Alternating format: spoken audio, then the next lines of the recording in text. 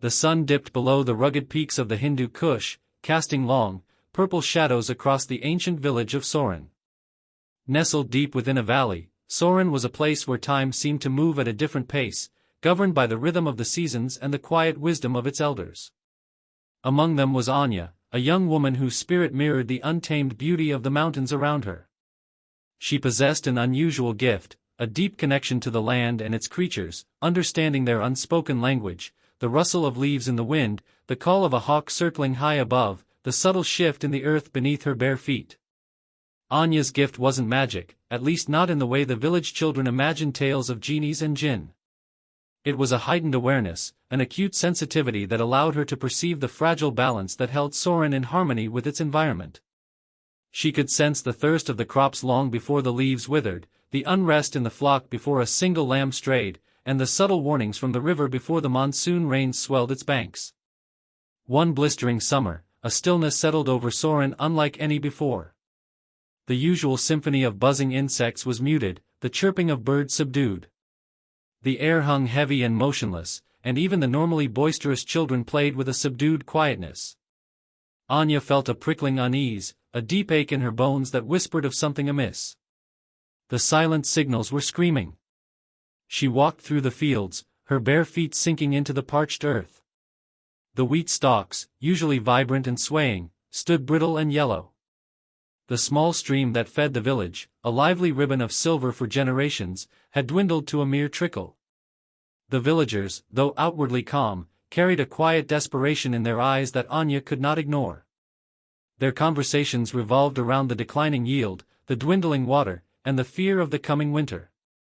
Anya sought out Elder Rahim, his face a roadmap of Soren's history, his eyes holding the wisdom of countless harvests. "The land is troubled, Elder," she said, her voice soft but firm. "It cries out for help." Rahim nodded slowly, his gaze distant. "The monsoons have been lean, child. It is the will of the heavens." "No," Anya countered gently. "It is more than just rain. The land itself is in pain. There is a disharmony." She spent days walking the perimeter of Soren, listening.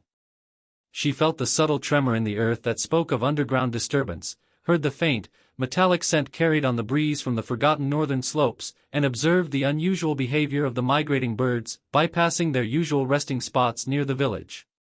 Her journey led her to the foothills of the northern mountains, a region traditionally avoided by the villagers due to ancient tales of spirits and treacherous terrain. But Anya felt an undeniable pull, a persistent silent signal guiding her forward.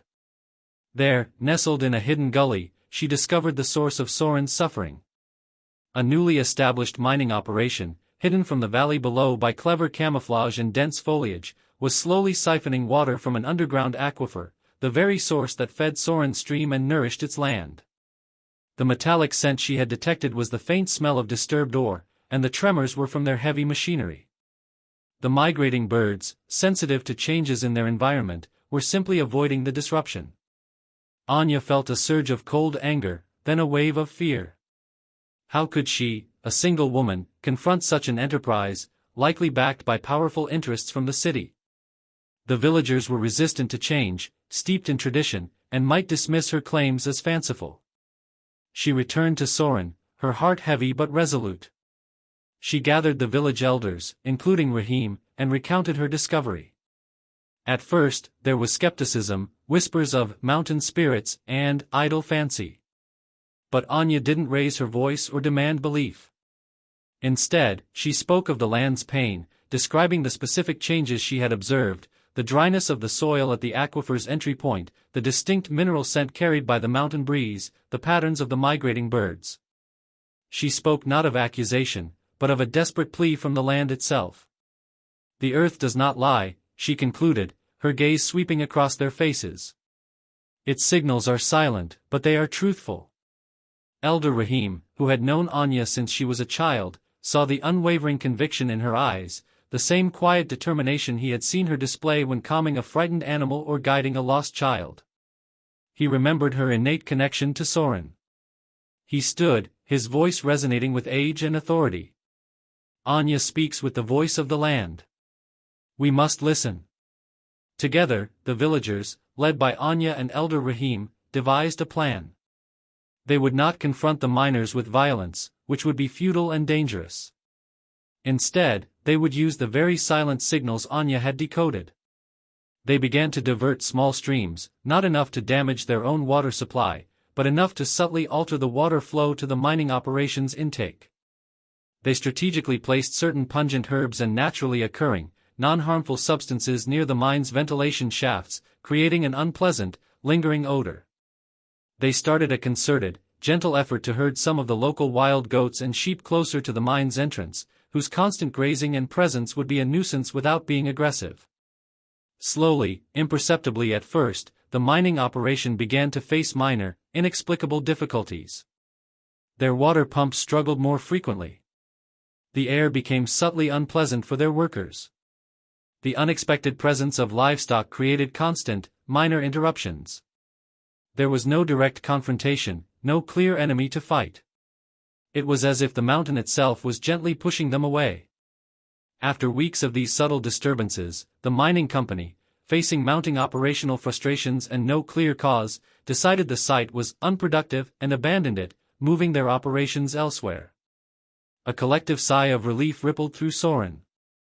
The stream began to flow stronger, the fields slowly regained their vitality, and the vibrant symphony of nature returned. Anya, standing by the now flowing stream, felt a deep sense of peace. The silent signals had been heard, and the delicate balance of Soren was restored.